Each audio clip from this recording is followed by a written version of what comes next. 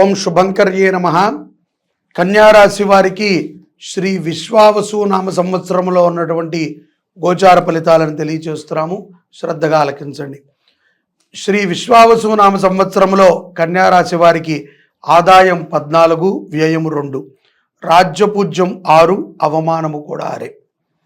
ఈ యొక్క కన్యారాశి వారికి మే 15 నుండి దశమ స్థానము యందు మిథున రాశి యందు మరియు శని సంవత్సరమంతా కూడా సప్తమ రాశి యందు సప్తమాధిపతిగా ఉంటూ తామ్రమూర్తులుగా సామాన్య ఫలితాలని కలగజేయనున్నాడు.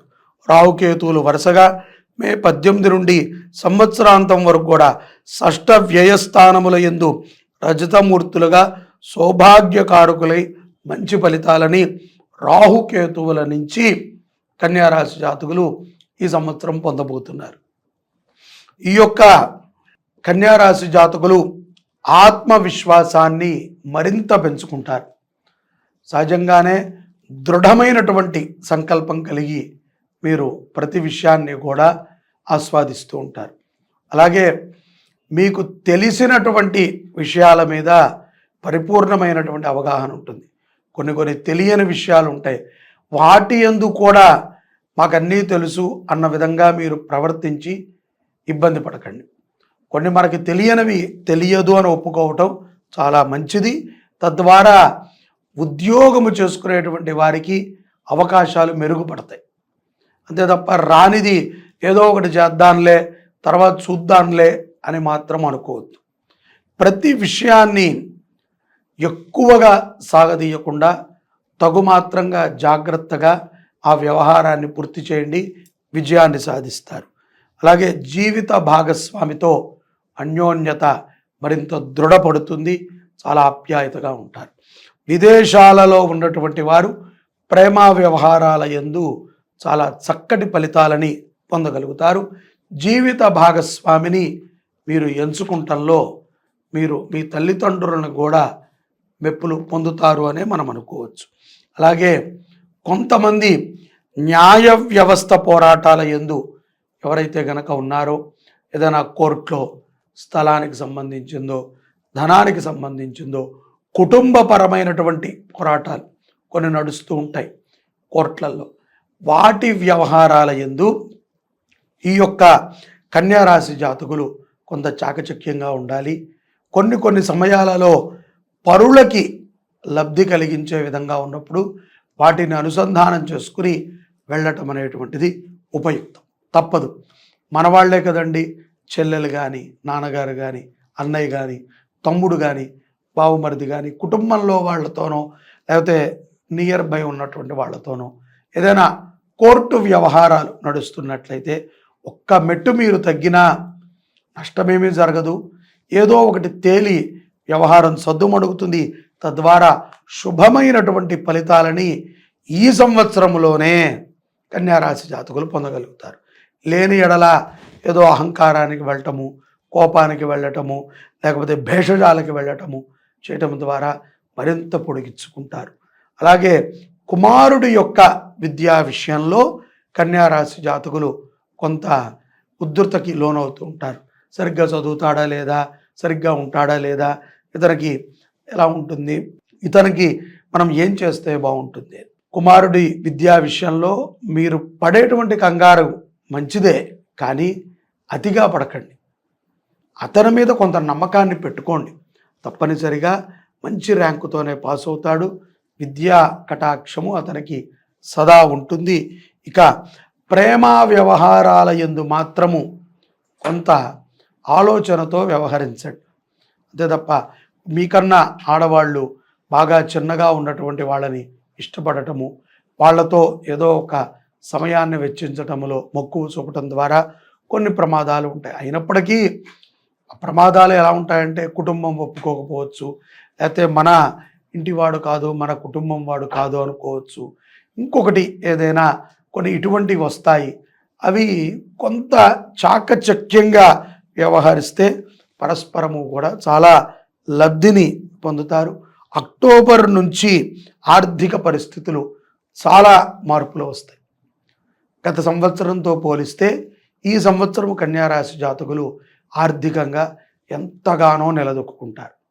కాకపోతే షేర్స్లో పెట్టినా, ఎక్కడైనా పెట్టుబడులు పెట్టినా, చిన్న చిన్న వ్యాపారాలు చేసుకునేటువంటి వాళ్ళకైనా చాలా చక్కటి లాభం గోచరిస్తుంది. గవర్నమెంట్ రంగంలో ఉన్నటువంటి వారికి కూడా మంచి మంచి పదవులు ఇవన్నీ వస్తాయి. అలాగే రాజకీయ పరముగా ఉన్నటువంటి వారికి మంచి గుర్తింపు కూడా లభిస్తుంది. ఈ కన్యారాశిలో ఉద్యోగము చేసేటువంటి స్త్రీ పురుషులు ఎవరికైనా సరే పై అధికారుల నుంచి పదే పదే ప్రశంసలని కూడా కురిపించేటువంటి అవకాశం.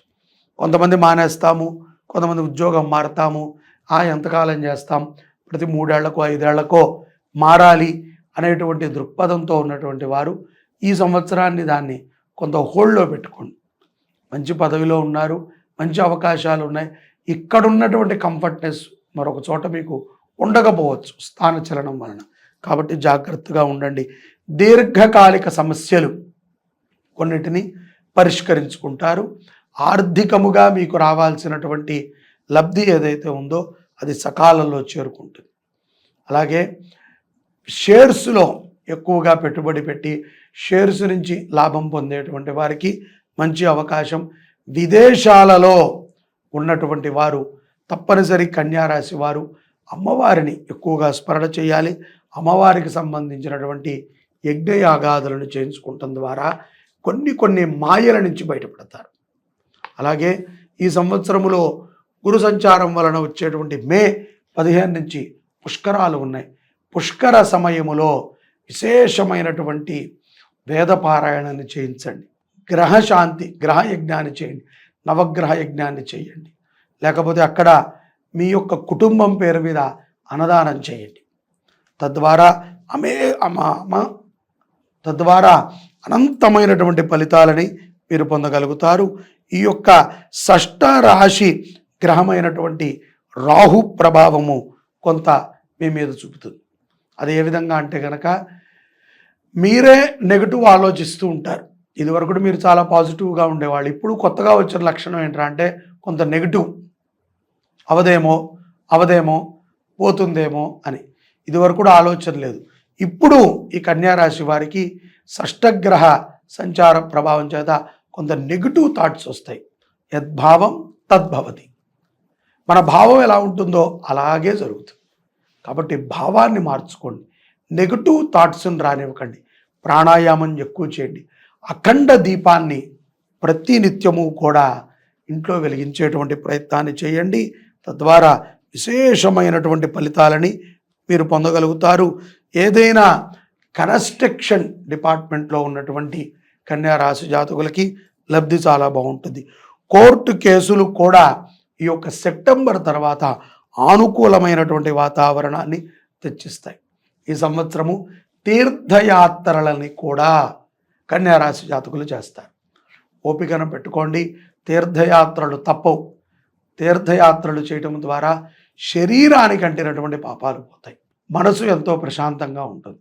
తద్వారా మనం ఏం పాపాలు చేయలేదండి, ఎవరిని ఇబ్బంది పెట్టలేదండి అని మనం చెప్పక్కర్లా. మన శరీరం చూసినా, మన ముఖము చూసినా అర్థమవుతుంది. అలాగే ఆధ్యాత్మిక చింతనపై చాలా శ్రద్ధని పెడతారు ఈ యొక్క కన్యారాశి జాతకులు. ఈ కొన్ని సంఘటనలను మిమ్మల్ని చాలా కలిచివేస్తాయి. ఎక్కడో ఏదో ప్రమాదం జరిగిందంటే దాని గురించి చింతిస్తూ ఉంటారు. ఈ యొక్క సంవత్సరములో ఎక్కువగా ఒంటరి ప్రయాణమే సాగుతుంది అని మనం అనుకోవచ్చు. అంటే ఎక్కడికైనా వెళ్ళాల్సి వచ్చినా, ఏదైనా పని వచ్చినా, భార్యాభర్తలు వెళ్ళేటువంటి సందర్భాల్లో కూడా భార్య ఒక్కతే వెళ్ళచ్చు, భర్త ఒక్కళ్ళైనా వెళ్ళచ్చు సింహరాశి వాళ్ళు. ఎందుకంటే ఒంటరి ప్రయాణము లాభాన్ని చేకూరుస్తుంది. వాహన ప్రమాదాలు కూడా ఏమాత్రమూ లేవు. అలా అని చెప్పి అజాగ్రత్తగా ఉండకండి. ఆరోగ్యం పట్ల శ్రద్ధ అవసరము. శ్వాసకోశత సంబంధమైన వ్యాధులు, చర్మ వ్యాధులు కొన్ని సింహరాశి జాతకులకి సంభవిస్తాయి రాహు ప్రభావం చేత. ఒత్తిడితో ఏ పని చేయకండి. గబడగబడగా ఏ పని చేయకండి. ప్రశాంతంగా కొంత ఆగండి. ఒక 10 నిమిషాలు ఆలస్యం అవుతుంది అంతేనేమో, అంతకన్నా అవ్వదు. ఎవరి మీద కూడా చికాకుని ప్రదర్శించకండి. ఎవ్వరి మీద కూడా చికాకుని ప్రదర్శించవద్దు. మద్యము సేవించేటువంటి మిత్రులు ఉంటే ముఖ్యంగా కట్ చేయండి. వారి నుంచి కొంత ప్రమాదాలు ఉన్నాయి. వారి నుంచి అటువంటి మాదక ద్రవ్యాలు తీసుకునేటువంటి వారి నుంచి కొంతమంది విద్యార్థులు కానీ యవ్వనస్తులు కానీ కొన్ని విషయాల యందు న్యాయ వ్యవస్థతో యుద్ధం చేయాల్సి వస్తుంది, సంబంధం లేకపోయినా. కాబట్టి అటువంటి వారిని కట్టడి చేయండి. ఈ కాలములో అత్తమామలతో కూడా ప్రేమావాత్సల్యాలని ప్రదర్శించండి. ఇంతకాలం చాలా కష్టపడిన వాళ్ళు ఉంటారు, కొత్తగా వివాహం చేసుకునేటువంటి వాళ్ళు ఉంటారు. వాళ్ళకైనా సరే అత్తమామల మీద కొంత ప్రేమ, వాళ్ళు చెప్పిన దాన్ని సంగ్రహించి మనము ఇంప్లిమెంట్ చేయటం ద్వారా వారి యొక్క మన్నలని పొందుతారు. నటించొద్దు, నిజంగా చేయండి. అలాగే కొన్ని ఒత్తిడుల నుంచి కూడా మీరు బయటపడటానికి శని మీకు ఎంతో ఉపయుక్తం చేస్తుంది. గురుగ్రహము ఎంతగానో కన్యారాశి జాతకులని అనుగ్రహించనుంది. ఈ యొక్క సంవత్సరము అదృష్ట సంఖ్య కన్యారాశి వారికి 5. మీకు బాగా కలిసి వచ్చేటువంటిది తెలుపు కానీ ఆరెంజ్ కలర్ కానీ, ఈ యొక్క 2 కలర్స్ మీకు బాగా కలిసి వస్తాయి. బుధవారము మీరు ఏ పని అనుకున్నా సకాలంలో పూర్తి చేయగలుగుతారు. ప్రతి నిత్యము కూడా దుర్గామ్మవారిని స్మరణ చేయండి. అలాగే దుర్గామ్మవారికి సంబంధించి చండీ సప్తశతి పారాయణ కానీ అలాగే చండీ హోమాన్ని కానీ ఆచరణ చేయటం ఉత్తమం. శుక్రవారము కానీ బుధవారము కానీ అన్నదానం చేయండి. అన్నదానము ద్వారా చాలా విశేషమైనటువంటి పుణ్యాలని కన్యారాశి జాతకులు పొందుతారు. అన్నదానము అంటే కనుక ఏదో మనము డబ్బైనా కట్టి చేయొచ్చు, లేకపోతే అన్నదాన పదార్థాలనైనా ఇవ్వచ్చు. కాబట్టి అవకాశాన్ని సద్వినియోగపరచుకోండి. క్షేత్రములో సరస్వతీ పుష్కరాలలో తప్పనిసరిగా మీ పితృదేవతలకి కన్యారాశి జాతకులు ఆరాధన చేయించండి. తాత ముత్తాతలకు కానీ మన ఇంట్లో మరణించినటువంటి వారికి కానీ. ఒక మరణము మీ కుటుంబాన్ని మిమ్మల్ని కూడా కొంత ఇబ్బంది కలిగిస్తుంది, తప్పదు. జనన మరణాలు అనేటువంటివి ఈశ్వరుడు ఇచ్చ. కాబట్టి ప్రయాణ సమయంలో హనుమాన్ చాలీసా ఎక్కువగా వినండి. దుర్గామ్మవారిని స్మరణ చేయండి. అలాగే ఇష్టదైవ స్మరణతో మీరు ఎన్నో గొప్ప విజయాలని ఈ యొక్క విశ్వావసునామ సంవత్సరములో కన్యారాశి జాతకులు పొందనున్నారు. సర్వే జనాః సుఖినో భవంతు. శ్రీ శుభంకర్యై